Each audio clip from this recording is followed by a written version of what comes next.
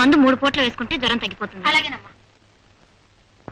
Doctor అమ్మ గారు. ఏమిటి బాబు? రాజానికి జ్వరం వచ్చింది, కదలేకపోతున్నాడు. అలాగా?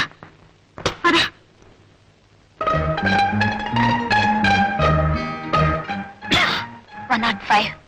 ఇంత జ్వరం ఎలా వచ్చిందబ్బా? ఏం పర్లేదు డాక్టర్ గారు, ఏదో మామూలు జ్వరం ఉంటుంది, సాయంత్రం కల్లా తగ్గిపోతుంది.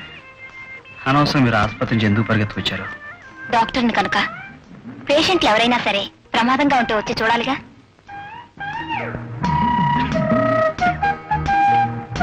ఒక ఇంజెక్షన్ ఇచ్చేస్తే.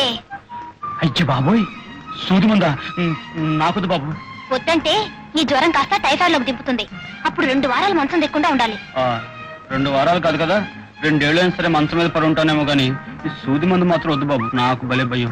ఈ పల్లెటూరికి మొలగాడివి కదా, సూదికి భయపడతావేంటి చిన్నపిల్లలాగా? కర్రెత్తుకొచ్చినా కత్తి పట్టుకొచ్చినా నాకేం భయం లేదు, కానీ ఈ సూది మందు అంటే మాత్రం నాకు చచ్చేంత భయం. డాక్టర్మా ఈ సూది మందు వద్దు కానీ ఏదైనా మాత్రలు ఉంటేవా? ఏం లాభం లేదు, ఈ జ్వరానికి ఇంజెక్షన్ ఇవ్వక తప్పదు. డాక్టర్ ఏం లాభం లేదు.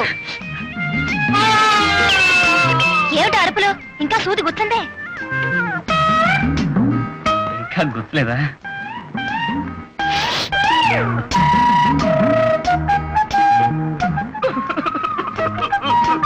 ఇప్పుడెందుకు రాగాలు? సూది తీసేశానుగా.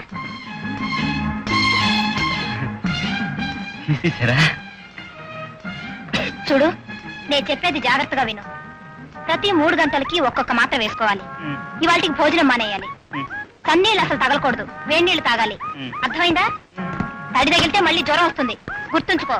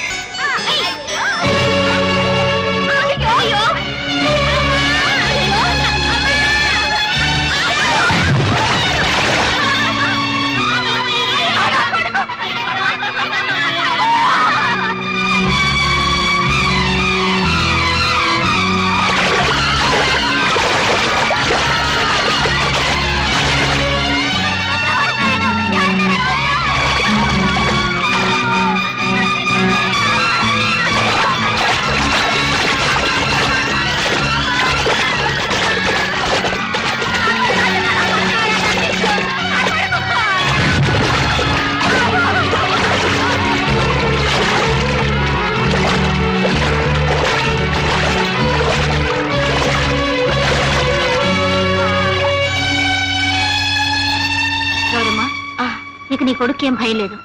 ఇక నుంచైనా పిల్లల్ని జాగ్రత్తగా చూస్తా. అలాగే తల్లి, అలాగే. రాజన్ బాబు, సమయానికి నువ్వే దేవుళ్ళ రాకపోతే నా ఒక్కగానొక్క బిడ్డను పోగొట్టుకుని బ్రతుకంతా కడుపు కోతతో ఏడుస్తూ ఉండేదాన్ని. దాందే ఉందిలేమ్మా, బాబుకేం పర్వాలేదు కదా. For more updates, like, comment, subscribe to our channel. Hey darlings, గంటని click చేయడం మర్చిపోకండి.